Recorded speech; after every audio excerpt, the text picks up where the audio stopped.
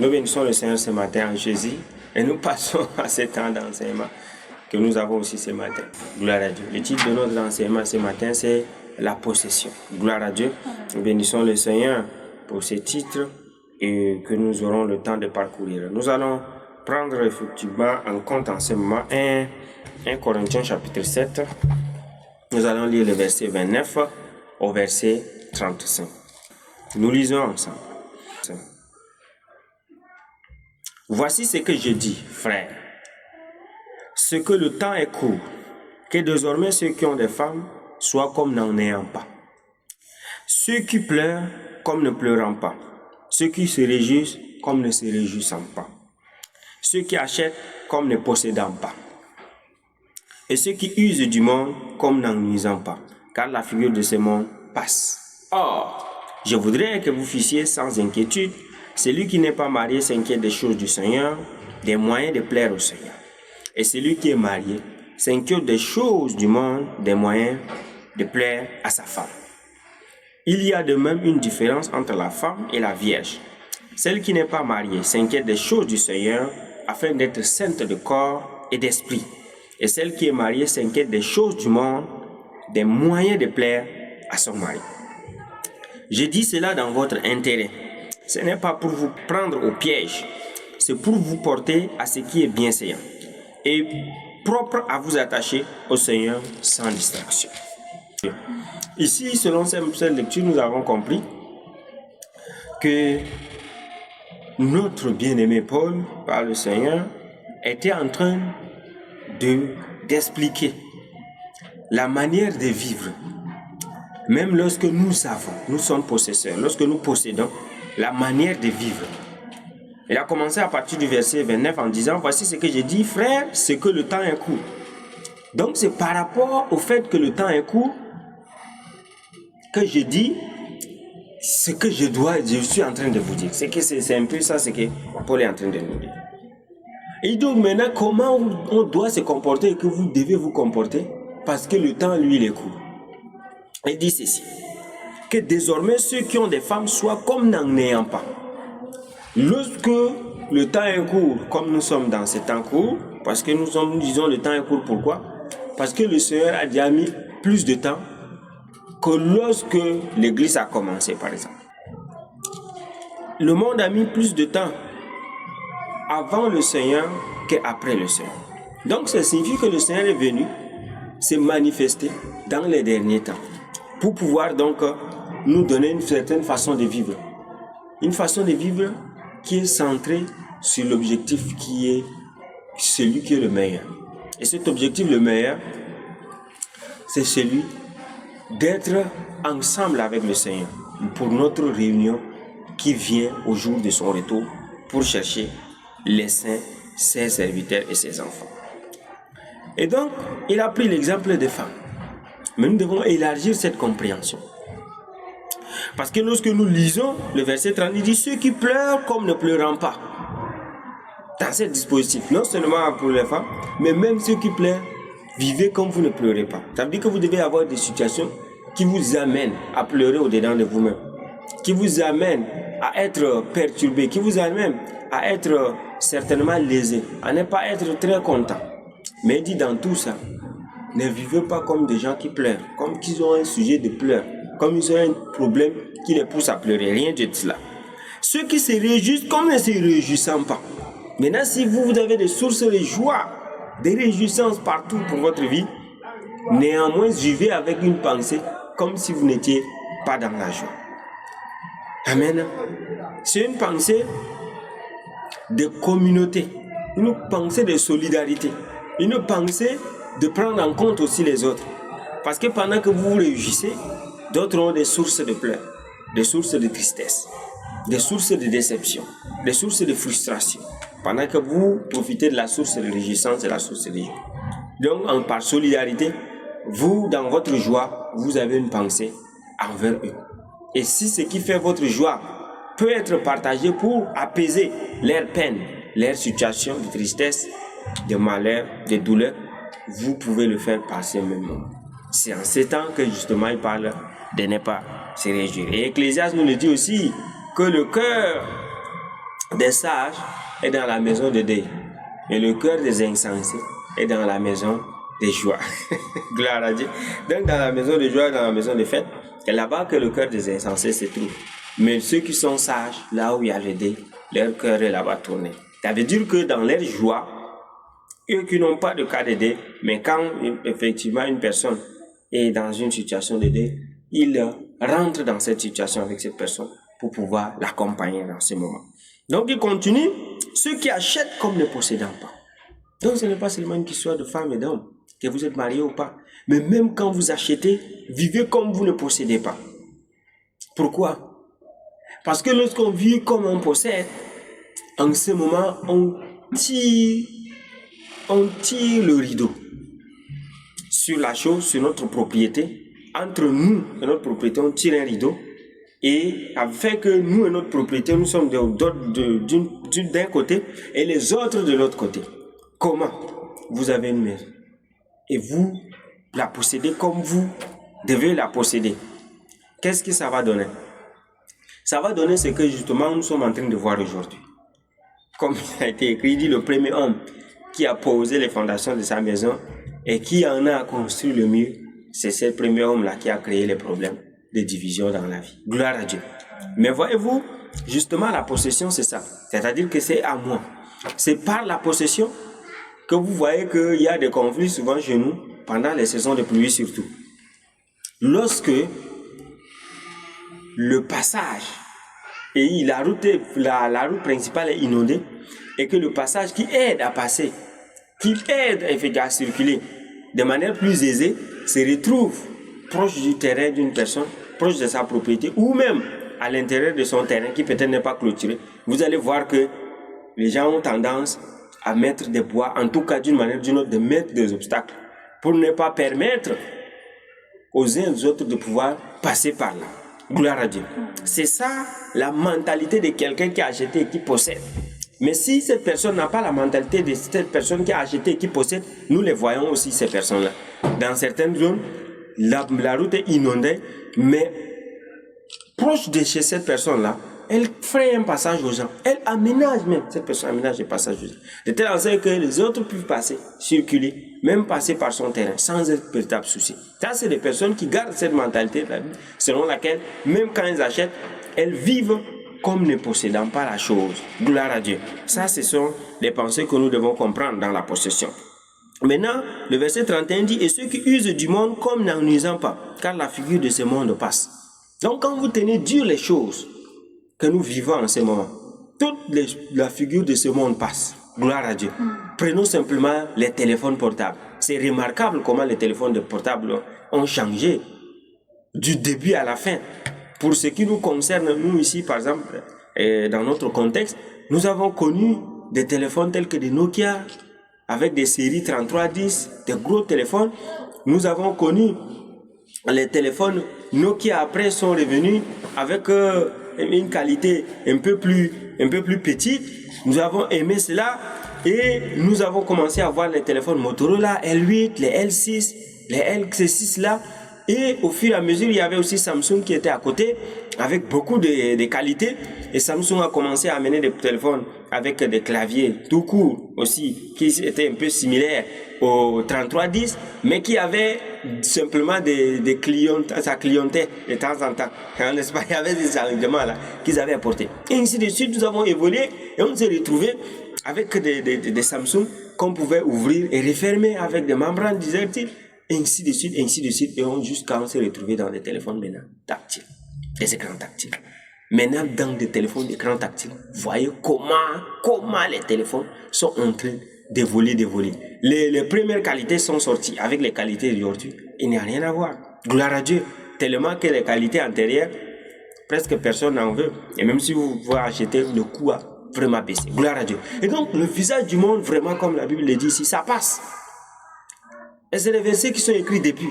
Mais le Seigneur a vu ce que nous allons faire de temps en temps et il nous a regardé. Et il a vu que le visage du monde, c'est un visage qui passe, qui change, qui se transforme au jour, aux circonstances et par saison. Donc, pour tous ceux qui ont pris dur les 3310 de téléphone, qui aujourd'hui, même par terre, il y a de fortes chances qu'il n'y ait pas vraiment quelqu'un pour pouvoir voler cela. Gloire à Dieu. Si cela tombe de toi aujourd'hui, il y a de fortes chances que même à n'importe quel endroit, on puisse simplement le prendre pour t'interpeller, monsieur, votre objet est tombé. Gloire à Dieu. Amen. Mais les nouvelles qualités maintenant, nous sommes dans les iPhone ceci, série par série jusqu'au 17 aujourd'hui. Si celui-ci tombe, certainement, il y a moins de chances que vous puissiez l'obtenir encore, le trouver. Parce que la personne qui ramassera pourra donc en faire sa propriété. Mais que cette personne aussi sache que même celui-là, son visage va encore passer. Sa figure va passer. Parce que ça ne peut pas rester comme ça. Gloire à Dieu. Ça va devenir encore insignifiant.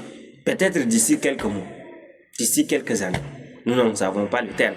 Mais nous savons du moins une seule chose, c'est que nous sommes rassurés que ça va passer encore. Il y aura une autre qualité supérieure à celle-ci. Gloire à Dieu.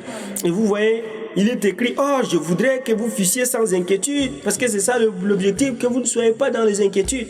Dès lors que vous vous accrochez à votre femme, à vos épouses, aux choses que vous avez de manière générale, vous serez dans les inquiétudes. Directement. Automatiquement, vous serez dans les inquiétudes. Or, je voudrais que vous fussiez sans inquiétude. Celui qui n'est pas marié s'inquiète des choses du Seigneur, des moyens de plaire au Seigneur. Et celui qui est marié s'inquiète des choses du monde, des moyens de plaire à sa femme. Gloire à Dieu. Et Paul n'est pas en train de dire ne vous mariez pas, mais il montre la voie de l'excellence. Dans la vie, il y a toujours de la voie de l'excellence. Le Seigneur nous parlait de sa volonté qui est bonne, qui est agréable, qui est parfaite. Donc, il y a une voie d'excellence en toute situation. Amen. Gloire à Dieu. Il dit il y a de même une différence entre la femme et la vierge. Celle qui n'est pas mariée s'inquiète des choses du Seigneur afin d'être sainte de corps et d'esprit. Et celle qui est mariée s'inquiète des choses du monde, des moyens de plaire à son mari. J'ai dit cela dans votre intérêt. Ce n'est pas pour vous prendre au piège. C'est pour vous porter à ce qui est bien saint et propre à vous attacher au Seigneur sans distraction. Il dit justement, je suis en train de vous parler pour que vous atteigniez l'excellence qu'il y a, la possibilité qu'il y a davantage avec le Seigneur. Et c'est vrai, lorsque vous êtes marié, il y a des choses qui vous sont demandées en tant que, dans votre statut, de pouvoir remplir. Des choses qu'un célibataire ne sera même pas conscient que ça existe. Gloire à Dieu. Et lui, il sera simplement engagé et concentré sur le Seigneur. Si bien sûr, son objectif dans la vie, c'est le Seigneur. Ce n'est pas tous les célibataires dans la vie qui sont en train de servir le Seigneur, bien entendu. Mais si son objectif est le Seigneur, davantage il le servira. Gloire à Dieu. Davantage il le servira. Ça, ce n'est pas quelque chose à pouvoir contredire ou discuter. Parce que beaucoup vont dire, oui, le Seigneur donne une femme comme une aide, ou bien donne un homme, et puis ça aide et on avance, et c'est cela. Oui, c'est vrai. Mais c'est comme il dit ici, de toutes les façons, ça vous porte dans la distraction. Et c'est pour vous dire aussi, justement, que vous n'étiez pas assez concentré pour pouvoir servir le Seigneur à seul. Mais Paul en a reçu le don. Et qui peut montrer que dans tout l'évangile, quelqu'un ait travaillé plus que Paul. Les maris. Personne. Il était au-dessus. Parce qu'il pouvait à tout moment bouger, à tout moment faire toutes choses. Mais quand vous êtes marié, vous ne pouvez pas bouger à tout moment. Parce que le Seigneur vous a dit de bouger à tout moment et mettre en péril votre couple. Le Seigneur ne vous a pas appelé à cela aussi. Il vous a appelé à la paix, à une direction, à une qualité de vie, à une organisation de vie de famille. Voyez-vous tout cela? Lorsque, par exemple, dans le livre de Timothée, on dit si quelqu'un doit servir, si quelqu'un veut être évêque, c'est une bonne chose. Mais il dit il faut qu'on l'observe s'il est en train de bien diriger sa propre vie.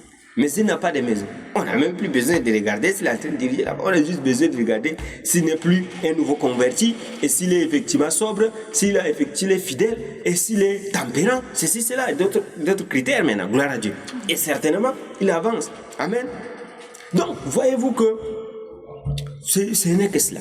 Et même notre Seigneur Jésus, qui lui-même est le maître des mariages, le maître qui a uni les vies, les uns et les autres, pour qu'effectivement nous multiplions, est venu accomplir son ministère sans mariage. C'est un modèle parfait. Et la Bible nous dit qu'il est le modèle parfait. Gloire à Dieu. Et ce modèle parfait, nous ne sommes pas en train de dire que tous ne devraient pas se marier. Mais néanmoins, Paul voudrait avertir tout le monde pour que demain quelqu'un ne dise pas bon moi je suis marié après j'ai eu des situations et vraiment je suis ralenti dans tel. C'est ce qui doit arriver. Gloire à Dieu. Il y en aura. Gloire à Dieu. Il y en aura certainement. Et c'est normal. C'est normal. Il dit si tu n'as pas de femme ou tu n'as pas de mari, il y a des points sur lesquels tu ne t'inquiètes pas pour mettre à l'aise quelqu'un ou bien pour faire quoi que ce soit pour. Imaginez vous êtes une épouse Et au lieu de prendre soin de votre maison, vous passez tout votre temps au temple en train de prier et jeûner. Comme Anne, par exemple, la prophétesse. Pourtant, Anne, la prophétesse, nous nous rendons compte que la Bible dit juste après avoir été mariée, elle n'a pas mis assez de temps, son mari est décédé. Et donc, elle est restée veuve tout ce temps, elle priait et jeûnait au temple. Directement, quand on dit c'est son cœur qu'il a. Maintenant, imaginez que vous, maintenant, vous aimez assez le Seigneur, vous vous êtes marié, et vous passez tout votre temps à prier et à jeûner le Seigneur. Et c'est au temple. Vous ne rentrez pas. Même si vous avez une entreprise qui vous génère de l'argent et que vous avez employé une personne qui s'occupe de votre mari, des besoins qu'une femme devrait faire pour son époux. Néanmoins, vous pensez que votre couple va marcher? Non. Votre couple va exploser. Et comme le Seigneur va vous le reprocher aussi, d'autant plus qu'il dit qu'une femme sage bâtit sa maison, mais celle qui est insensée la renverse de ses propres mains ou de sa bouche, cela dépend. Mais pendant que vous êtes en train de vous comporter de cette façon, ça ne peut pas aller. C'est pour dire simplement que dès lors qu'on s'engage à une certaine union, c'est que le niveau du service, la qualité du service au Seigneur va prendre un coup. Parce que vous devez partager votre temps et pour votre famille et pour le Seigneur. Et cet équilibre, le Seigneur le veut aussi. Parce qu'il voudrait aussi que vous rendiez, vous soyez un exemple en matière de vie de famille. Et vous soyez aussi un exemple en matière de service pour lui. Et les deux choses, vous devez le faire au même moment. Et vous êtes un même individu. Du coup, vous devez partager vos temps. Et ce temps que vous êtes en train de partager, si vous étiez exclusivement célibataire, vous n'aurez pas à partager ce temps. Ça veut dire que le temps que vous devez partager pour votre famille, par exemple, il y a une situation de deuil dans votre belle famille, vous devez vous rendre. Vous devez être présent. Pourtant, ça, déjà, ça n'existe pas. Parce que vous n'avez pas de belle famille. Vous n'avez pas de belle famille. Vous avez élargi vos rapports. Vous avez élargi vos temps d'occupation. Dès lors que vous êtes bien en couple, vous avez élargi cela. Gloire à Dieu. Vous l'avez élargi à un niveau que vous ne pouvez même pas soupçonner au moment où vous êtes en train de vous engager. Mais sachez que c'est comme ça. Mais malheureusement, comme on le dit, beaucoup de célibataires en ce moment, au lieu de profiter de ce temps pour servir pleinement le Seigneur, activement le Seigneur, en sachant que ce qu'ils sont en train de faire maintenant, l'opportunité qu'ils ont menée en tant que célibataires, ils ne l'auront pas après. Ils vont prendre tout leur temps en train de gêner, de prier, de gémir devant le Seigneur, de pleurer, de faire ceci, de fouiller de gauche à droite, qu'on prie, qu'on prophétise sur eux pour qu'ils puissent se marier, femme ou homme.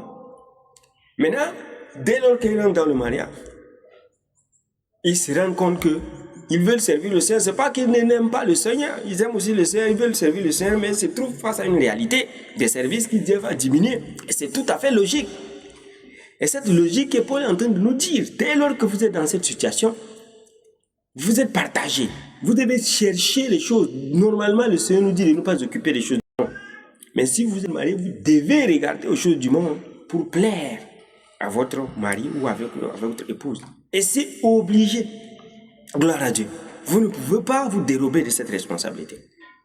Vous devez vous atteler à cela. Vous allez vous donner à cela. Et vous allez le faire.